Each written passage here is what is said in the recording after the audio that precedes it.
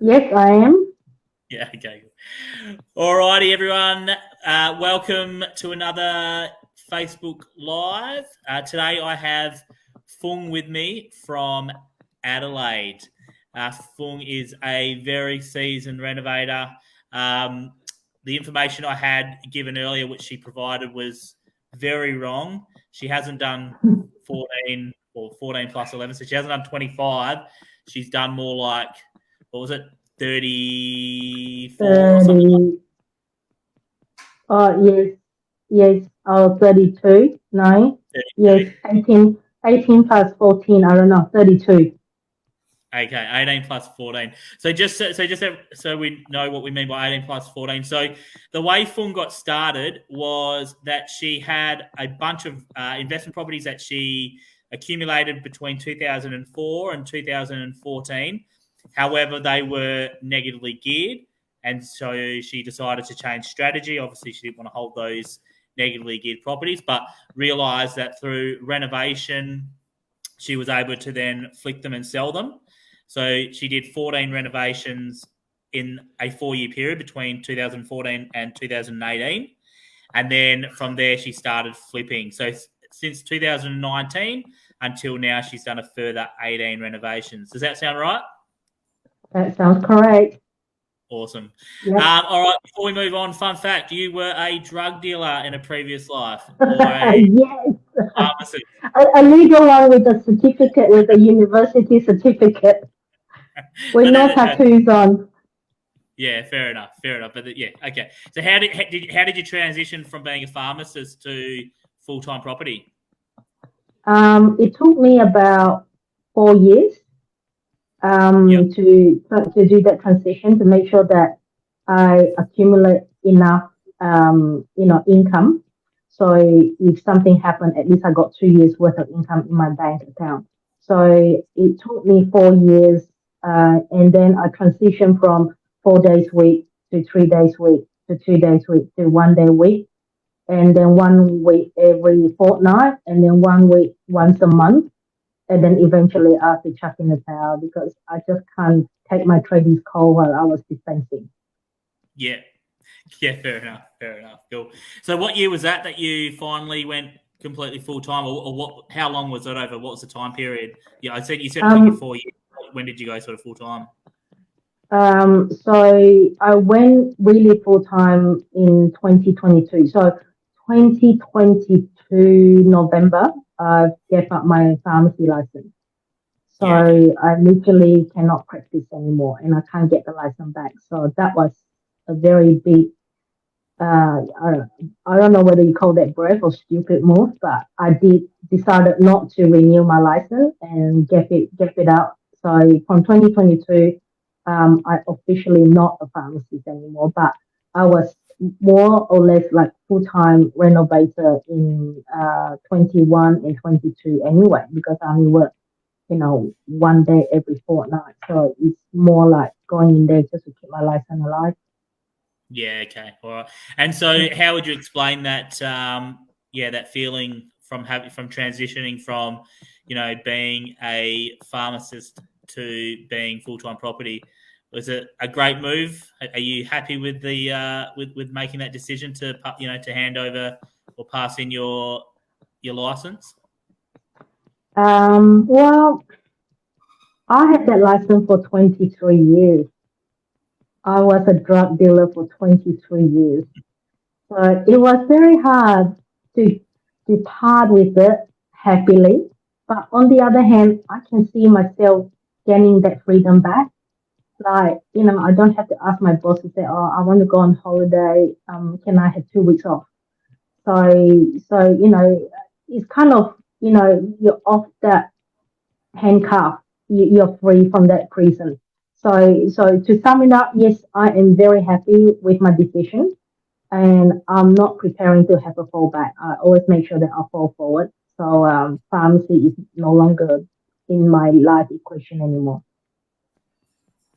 Awesome. And I mean, obviously, it takes a lot of courage to, because obviously it wasn't, to become a pharmacist, was obviously several years at university and a very, well paying career as well. So, property has obviously been financially rewarding for you to be able to give that away. Yep, no, that's correct. You see the transition of a very ugly house to a very nice house, and then you provide a nice home to a family. I think that is more rewarding than counseling, telling people not to take too much paracetamol and they might kill the liver.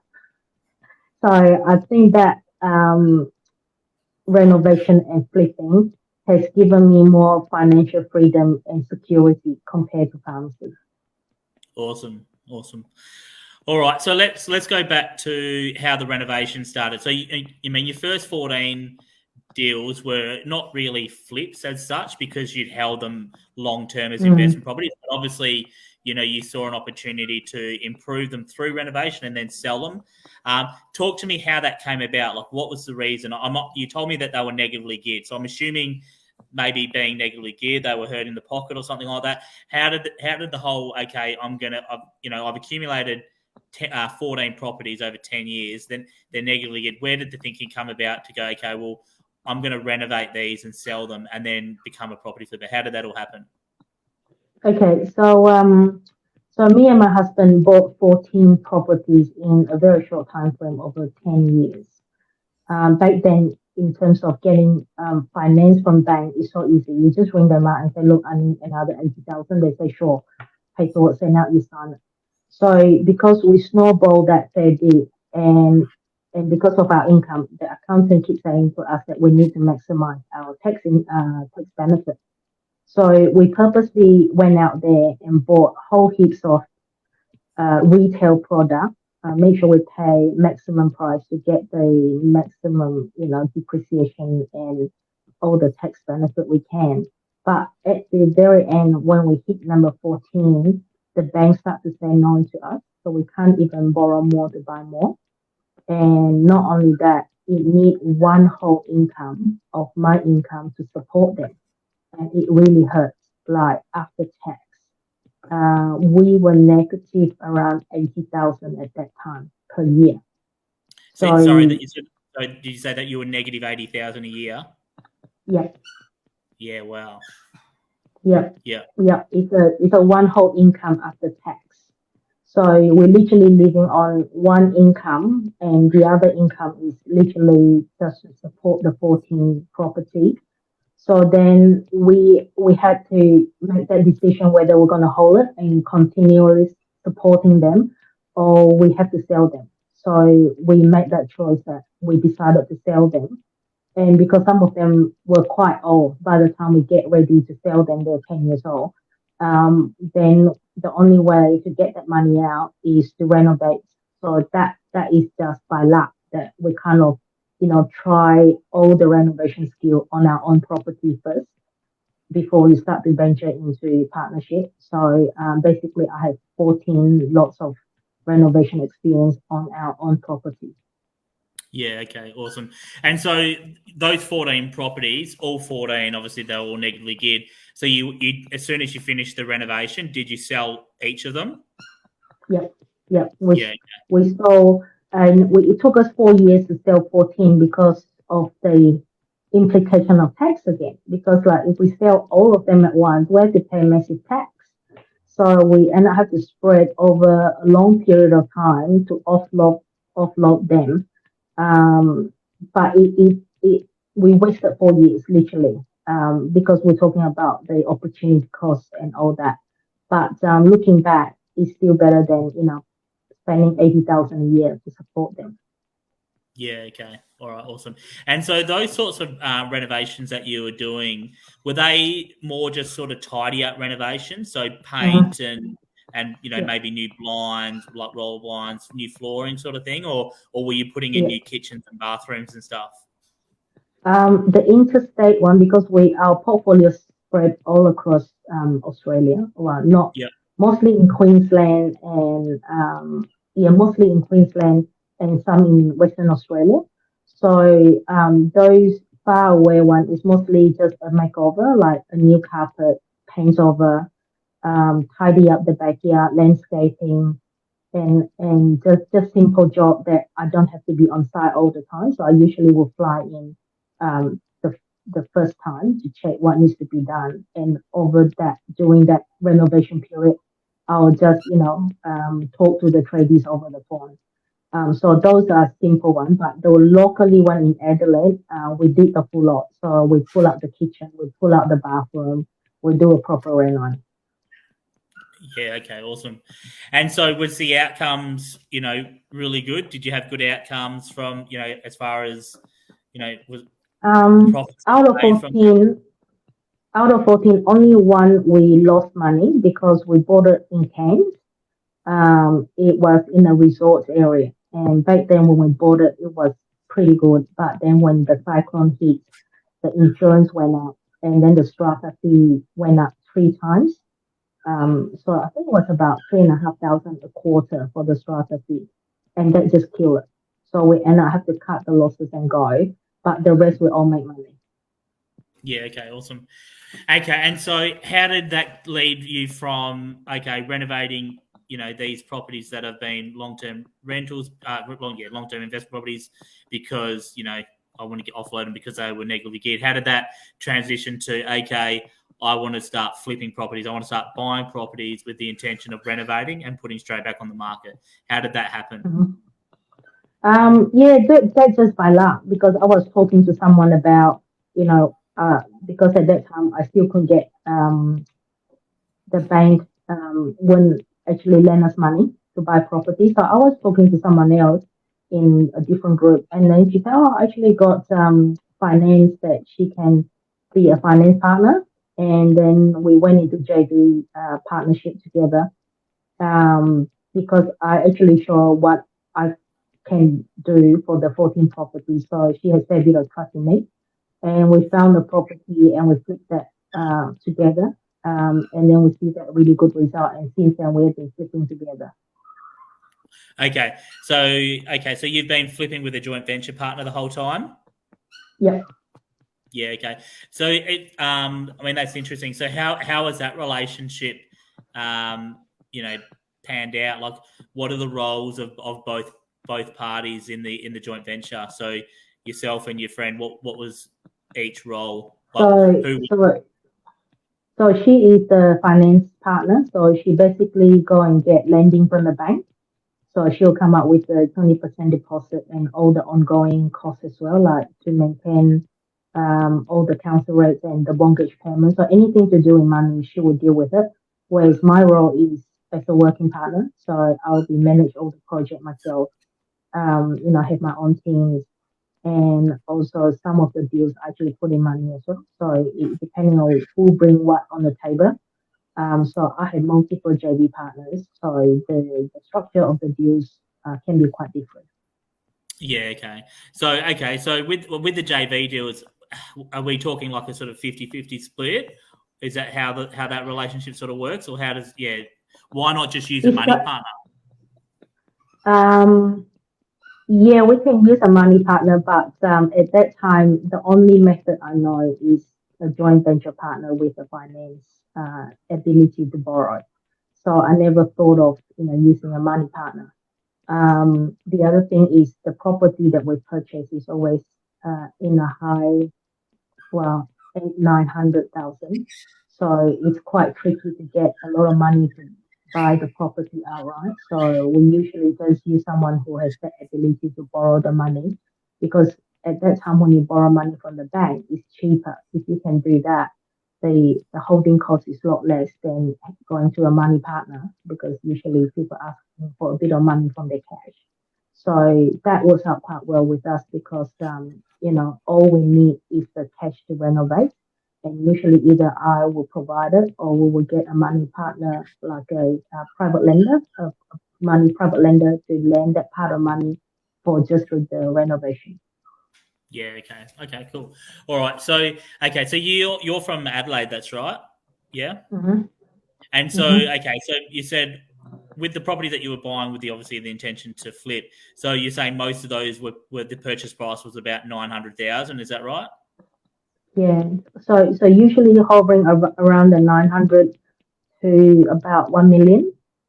So getting money partner is quite tricky for that big sum of money. and it will not work with if we have to pay the interest rate that people are asking right now. So it will only work if the money is from the bank. Just because the the property that we do usually we try to finish in a very high end. So if we purchase in a million, we always manage to sell them in about 1.5, 1.6 mil. So that is fair bit of room to play, and the renovation cost is not cheap usually. Yeah, okay. Hang on. So basically, the most of the deals that you've been doing, you've been buying for about 900. And so how much is the renovation that you're spending, and how much is the end sale price? So the 900,000 purchase, I'll just try to bring up my spreadsheet. If we purchase one in 900, the one in Walter Park, we bought it for 950. We spent 250 in Reno, and we made about a dollar. So a dollar. So usually we work it that way. A dollar that we put in, we get $2 back. So if we put 250 in, the coming back money will be around 500. So one is your capital, the other one is your net profit.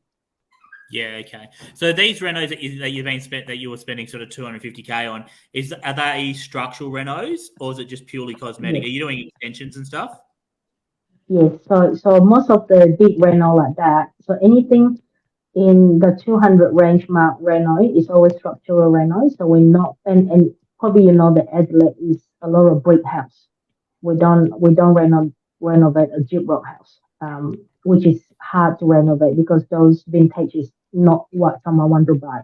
So we usually buy in the early 90s, like 1925, 1926, 1930, that sort of vintage of house, and they are always double brick. So we will knock out about minimum 3 walls to 5 walls to open up the space, because usually that sort of house they are more like a little rabbit warren. There are kind of boxes in everywhere.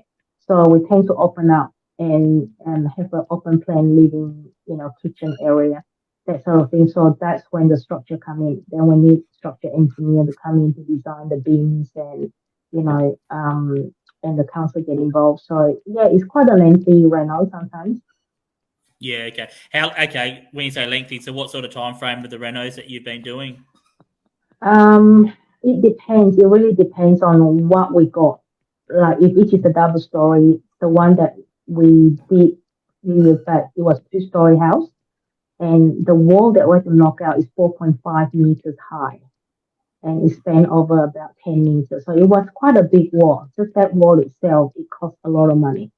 So that project took us about 6 months to finish. But some projects will only take 14 weeks, and that including underpinning and all that as well. So it really depends on the size of the house that we're doing. So a double story house usually takes longer because the paint job takes longer as well and costs more. Single story house, double brick, if we don't do underpinning, it probably can finish around maybe 8-10 weeks. If underpinning involved, then it's about 14 to 18 weeks.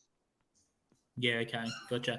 And so with these houses, are you converting them from like a 3x1 to 3x2 or that sort of thing? Or So mostly 4-2. Yeah, we usually buy 3-1 and try to convert into 4-2, because extra one bedroom and one bathroom you usually can get a better price. yeah, okay. And And are you people using still a have Sorry, you go. people still have this mentality that they want 4 bedroom, even though there are only 2 people living in the house, which is quite strange. Yeah, okay. Um, um, are you using a registered builder for these when you're doing this, or are you just doing it with trades? Now I have my builders with me. So when we have to knock out all the structure walls and so on, it's always builders involved because you need to Yep, sign off. I yep, mean, like the structural engineer will sign off as well, and we yep. got private certifier as well. So we got whole heaps of people involved when all these things happen. But I always have a builders because I don't have a builder license, so I can't do anything like that. So usually we have builders tag along in our team. Yeah, okay, awesome. Just got a question here from Joshua. So, did you start off with high price properties? For my flipping or for my investment property? Well, I think he's staying flipping, but I think that's your answer is that you probably started off with lower end properties from the ones that you'd held already. Is that right? Yeah, because we bought it back then. It looks like low price, but we actually bought as a retail price. But for the Yep. flipping, we usually try to stay around the 800,000-900,000 mark. That is where the character home price is always fit around that bracket. We try to be specialized in character home as much as we can, so that Yep. become our niche area. So we don't just simply run out there and renovate any houses. So Yep. I'm just very picky with what I want to renovate. Yeah. Okay. Awesome. I mean, it's interesting that and it's good that obviously having you on for this conversation because a lot of people think, if they're on the eastern state, some of the eastern states like Sydney, they think, oh, it's too expensive. But you've concentrated on, properties at that sort of 900 million purchase price, and you're renovating them and selling them for 1.6 sort of thing. So, so obviously yourself and Liz, who I had on last week, they're the two of you are showing that that you can still flip houses at the higher end market. No, you can, as long as you buy it right. Of course, the high end you need to have more cash to put in because the renovation they expect. If someone buying anything more than 1.5 million, they expect a lot. They expect a lot. So then you have to finish quite really high end, which means then the rental cost will be a little bit more than usual. But there's room to make money, and usually we make more money in a high end than our mid range. Yeah. Okay. How do you go about with your specification stuff like that? So if you're playing with higher end, sort of more character homes, sort of more in a city, I'm assuming. How do Mhm. you go about firstly, how do you decide? I mean, obviously, it comes down to knowing your market. I understand that, but when it comes to the spec and the finish and that, how do you decide that? And also, if you're altering the floor plan, like who are you working with to make sure that you get that right? It's always the real estate agent. So I think they are the ones that's been, in the market long enough to know who is their buyers. So they will be the best person that you always consult them first, because usually when I bought a property, I already got the agent in mind who we want to appoint to. So we will get him to walk through the place. We say, look, we want to sell this for 1.6 mil. What sort of things is your buyer looking for? Then he will give me his wish list. He will say, oh, my buyers want this. And then we'll just go by the list and see whether we can accommodate the whole wish list or we can do 80% of that, and that will hit the mark. And then we will go with from that. And of course, we have to do our own research in the market as well to make sure that there's a comparable, the house down the street and down the road is selling that much because they look like this. So we usually like to not copy, but at least when we do renovation, we need to be on the same path, like whatever the price range we want to hit. Yeah. Okay. Awesome. And so with your stuff, like how much are you managing any trades at all, or are you basically handing it over to the builder and the builder's doing everything? No, I'll manage the trade myself. So the builder only do a small part because I don't want him to do all the markup on all the other trades. So I actually have the full team myself. So builders is one of it.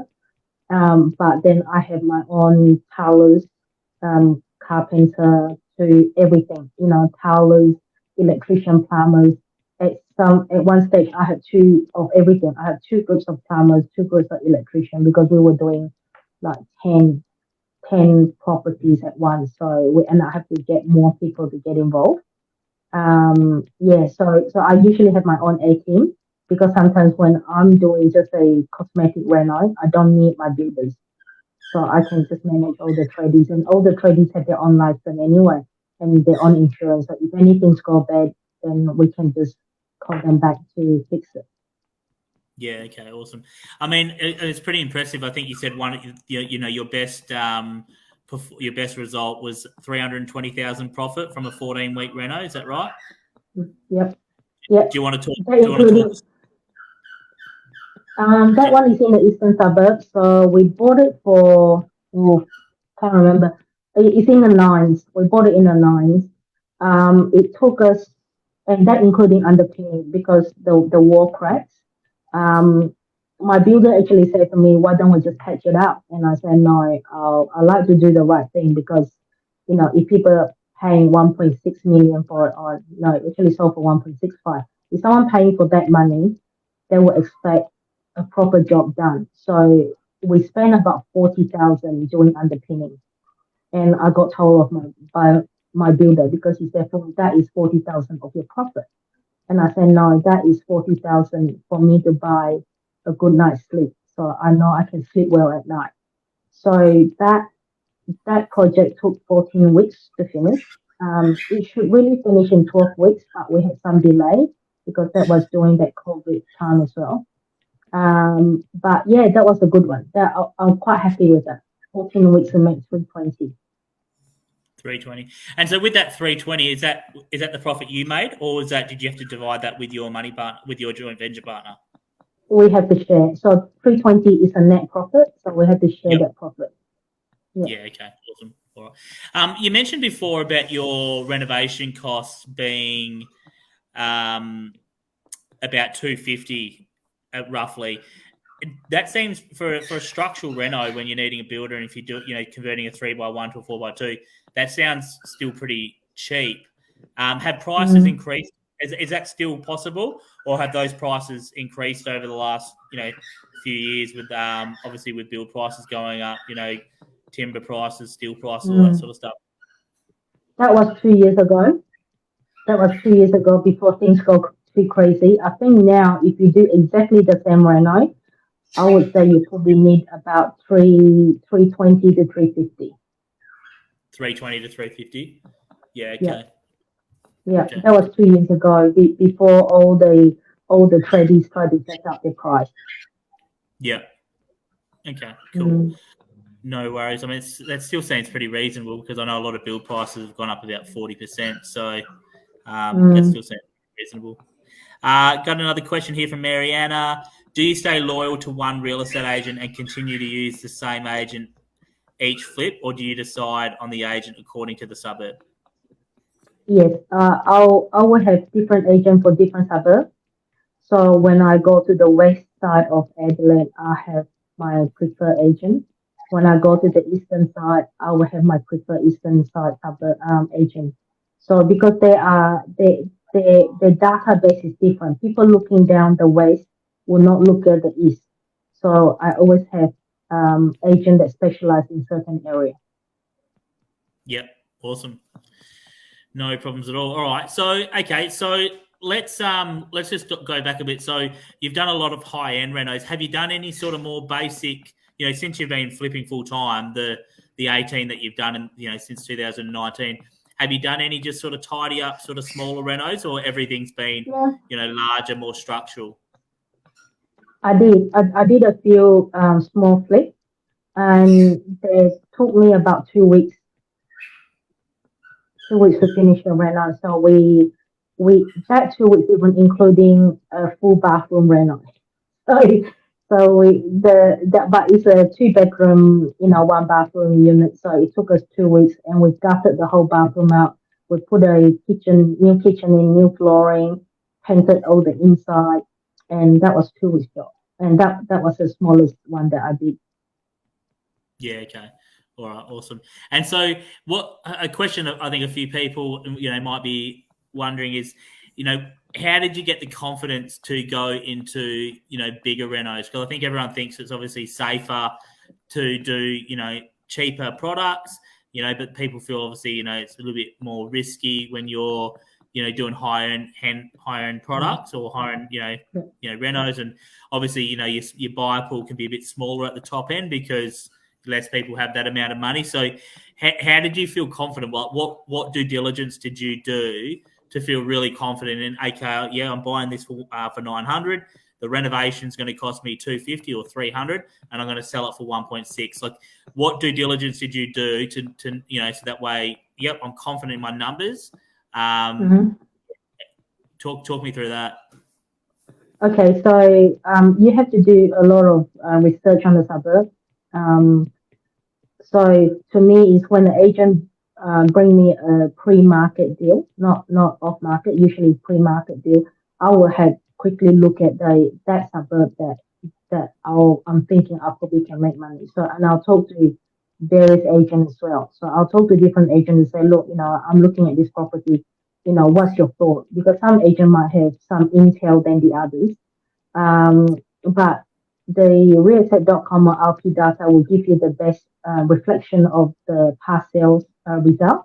That's where I do my due diligence. I always check to see, what's been sold, how long those are in the market for, and if that's a price bracket that I like, I always go further detail to see, what is in there for that house to sell for that price. So what do I need to do in order to get to that price range as well? So I always check to make sure that I'm comparing apple to apple, because if your unit, let's say if your house is next to a unit and you compare to a house which is not next to a unit, then you're comparing the wrong thing. And that was the first mistake we made, because we bought that house for 850,000, but then thinking that we can sell it for 1.4 million or 1.3 million. But then the 1.3 million house that we were looking at, it was actually no units next to it. Whereas the one that we bought actually got 3 units next to it on the right hand side. And those units actually brought the price down because people don't want to live next to a unit. So you need to make sure that you've done your research really, really carefully. Make sure that not only the house, but the surrounding has to be the same as well. So you have to compare same to same. If you have slightly different, then you're not doing a comparable at all. Yeah, okay. And so are you obviously really leaning on the real estate agents as well for, because they're going to be able to tell you, okay, this street fetches more than that street, and they're going to be able to give you some of that inside scoop. So you've got obviously a couple of agents that you can fully rely on, it sounds like. Yeah. Yeah. Yeah. Because they are the one that going to be To in sell. that area all the time. They know the area well, so you need to talk to the top selling agent. So you don't talk to some Mickey Mouse agent out there. So you talk to the top selling agent. They know their own suburb so well, and they can literally tell you which street that you can buy, which street that you can't buy, which street got bus stops in front of where. So basically, in one suburb you have good street and bad street. So it doesn't mean that that suburb is a high end suburb. You still got the bad house on some street as well. Yeah, yeah, definitely. So obviously you really need to know your market, and for someone like if you're moving around from market to market. So let's say, for example, if you concentrate all the time and you've done multiple flips in one area and you know the area really well, then you're already sort of an area expert in that market. Mm.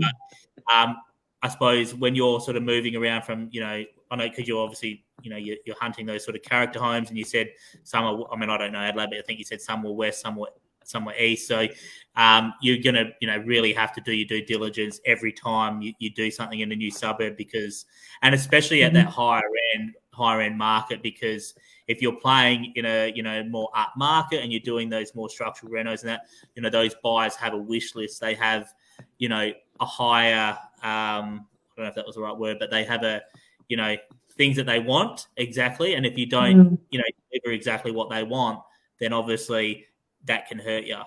So Yeah, uh, no, yeah, 100%. Yeah, because they they are more demanding than anyone else because they think that they can buy high end, so their wish list is longer than most people, and the expectation a lot higher as well. So you can't do a high end with a 20 mils on top. It's always 40 mil, and it's always waterfall, and they always expect an island bench, and they always expect a butler pantry, and they always expect this, they always expect that. So they want the moon and the star. So you just have to give it to them as long as you make money. yep, awesome. A couple more questions. So Angelique has got a question here from the Facebook group. I would love to know how Foong secured these deals, on market or off market. If off market, how did she approach this step by step? I don't have anything off market. It's only pre-market. So I got most of my deal pre-market because the agent. So what I've done is I always call the agent. I want them to remember me. So I always call them to say, hey, if you got anything ugly, I'm the one that looking ugly stuff. So please call me. So when they look at the ugly place, they always call me. So it's more like pre-market deal. But sometimes I pick them up from auction as well because it's so ugly that no one wants to bid, and that's when you pick it up.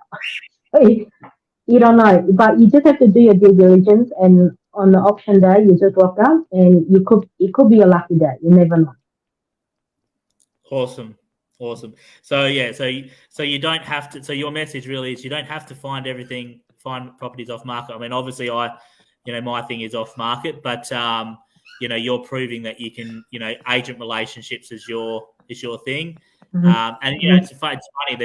I think of the the I don't know how many interviews I've done now, maybe 6 or 7, but a lot of the other people that I know Michelle, very big on agent relationships. Liz, who I interviewed last week, very big on agent relationships. I think Lisa Hall said the same thing. So yeah, so it's interesting. Like a lot of agent relationships.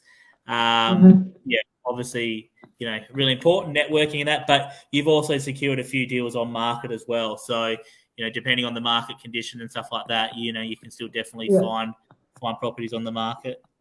Okay, Angelique's got another question here. I'd love to know how Foong determined which areas are best for property flipping. So you've, I think yours was more the fact that you've gone down that character home niche. Mm. So Yeah. are these houses that you're buying? Just following on from Angelica's questions, are they like? I mean, I don't know Adelaide, but I'm assuming are they like beachside suburbs or inner city suburbs? So the western suburb is a beachside suburb. So I concentrate anything along the beach side. So that is for lifestyle. And the eastern suburb, of course, is the high-end suburb where all the rich people live. So we started with eastern suburb first. We flipped a bit there, and then eventually we got priced up because the vendor asking too much for the crappy old house. So then we slowly moved to the seaside suburb.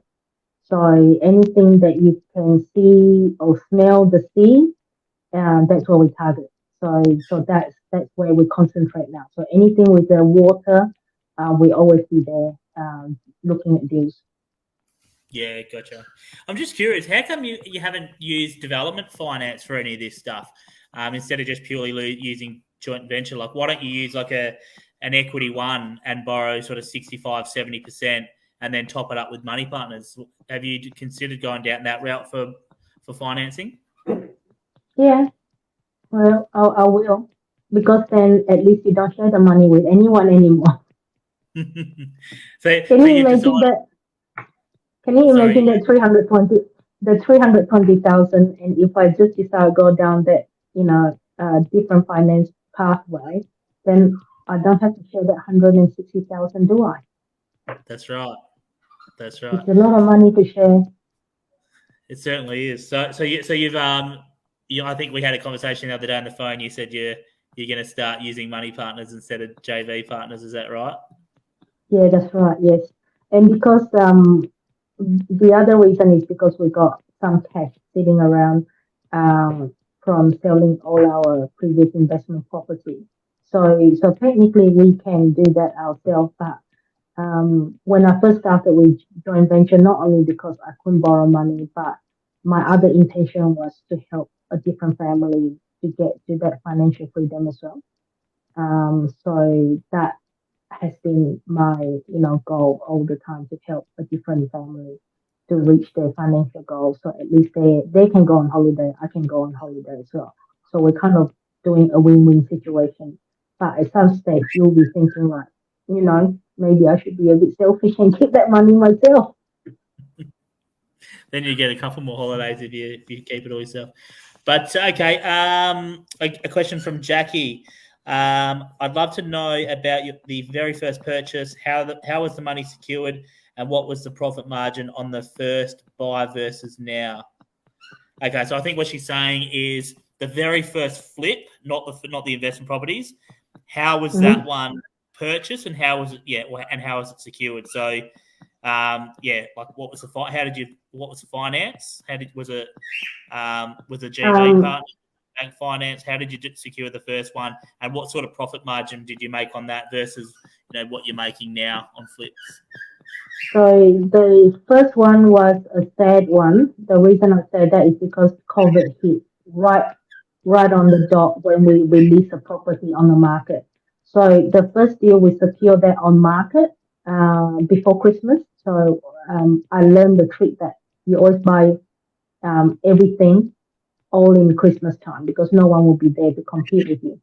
So we bought the first one just before Christmas, and then it took us a long time to flip that one. Is because for some reason we decided to pick the first one, which is a located in conservation zone. It's more like a heritage house. So the council got involved. By the time we want to do extension, we moved the carport and put the ticket face up.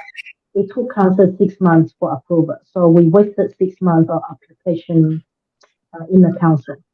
And then we started the reno, we started the extension because that one we actually did a big extension as well. Then by the time we get ready in 6 months' time, COVID hit, and then it hit us really hard because we were expecting to make 200,000 if COVID did not hit. But then the COVID hit quite hard, but we managed to sell it at the no, we didn't sell it at the auction. We managed to sell it, but we just made probably 30,000 compared to 200 grand. Looking back now, looking at the data of the same property right now, if we did hold it, we will make 600,000 just by holding it for 2 years. So we're kind of kicking ourselves to say, we should have held it, but then we will miss out our opportunity for the next deal. That was a deal that we made, 300,000, and then the following deal was 320. So this is a JV deal.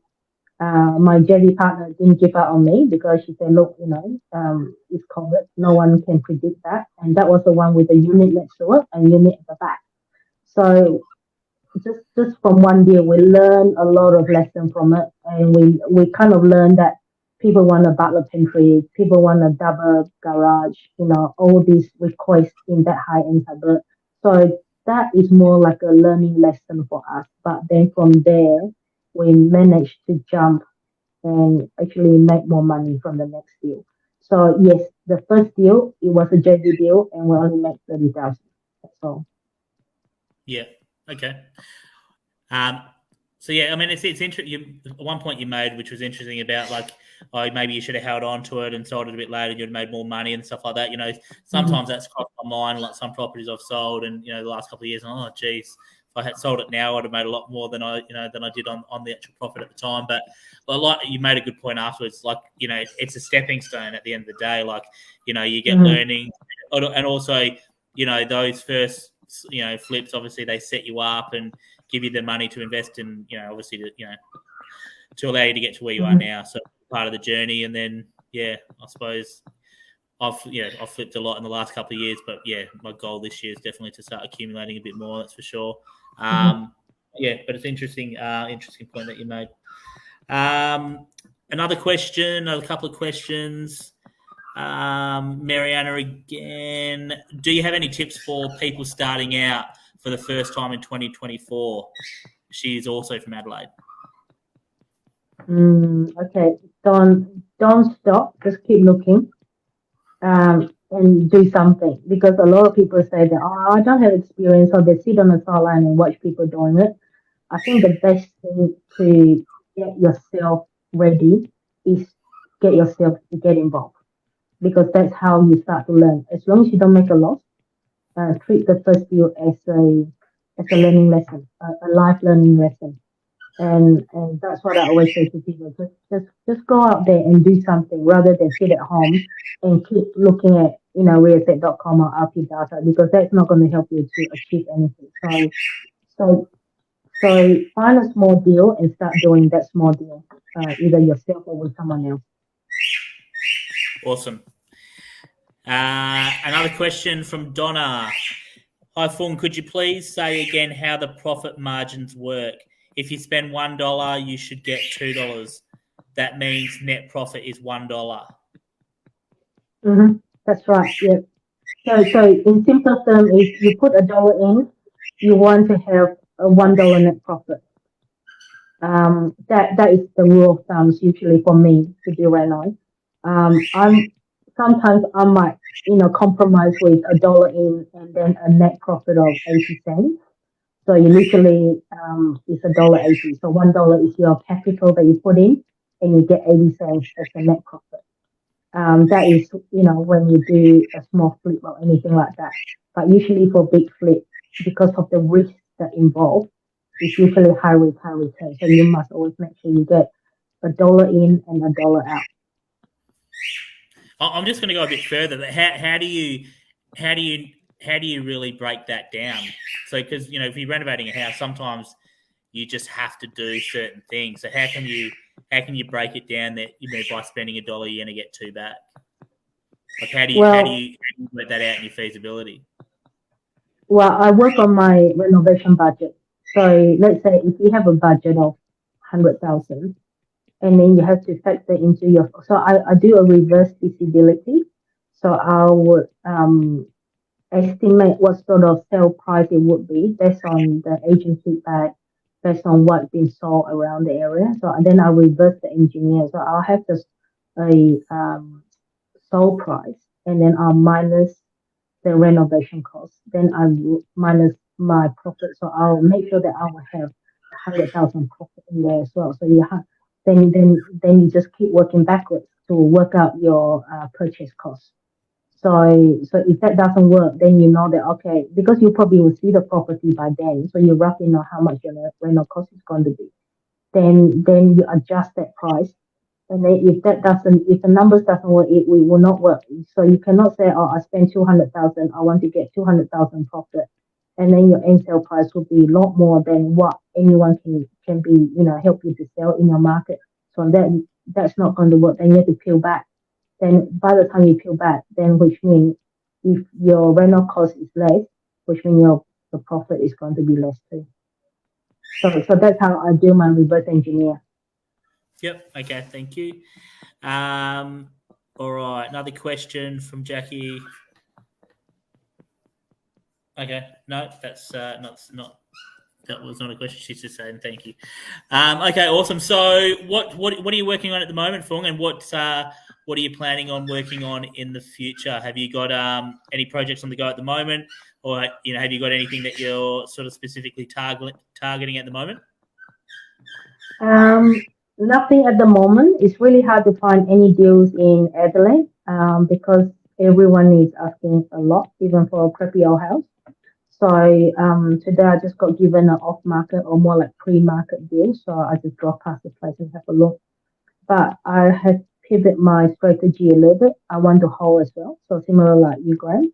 So I just don't want to keep doing flipping. I want to generate some income as well. Just in case one day I seriously sick of doing renovation, at least I got income coming into my bank account. So I've been driving a distance out to about an hour and a half from Adelaide to Victor Harbour. You probably heard of that, which is a touristy area, and also it's more like a retirement area as well. So I've been looking at that area and doing rooming houses.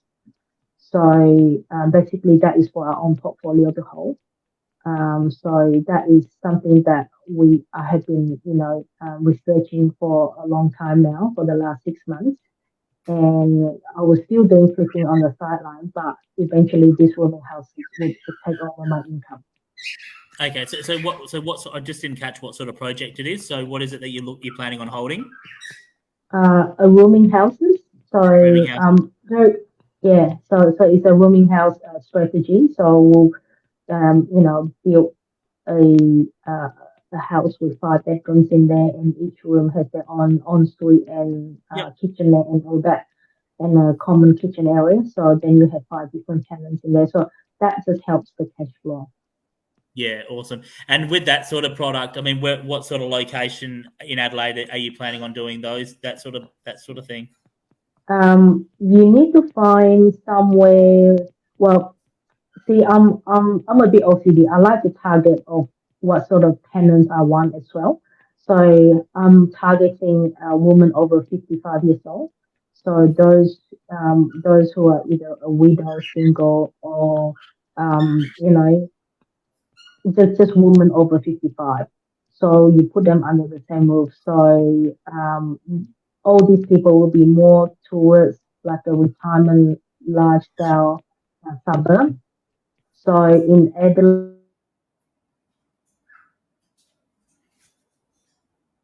Hello, I think you've just frozen. no, No, I'm moving. no, you're back. No, okay, yeah, yeah. So you need to find the area where you can get a lot of retirees. Okay, and so what areas, for example? I mean, I don't want you to give away your trade secrets, but are they? Oops. Alrighty, I think we've Mm, lost. You're back again. I think your no, internet just dropped out. no, I have not moved. Okay. All right, you're back. You're back. I can hear you now. You just dropped out for a second. That's all.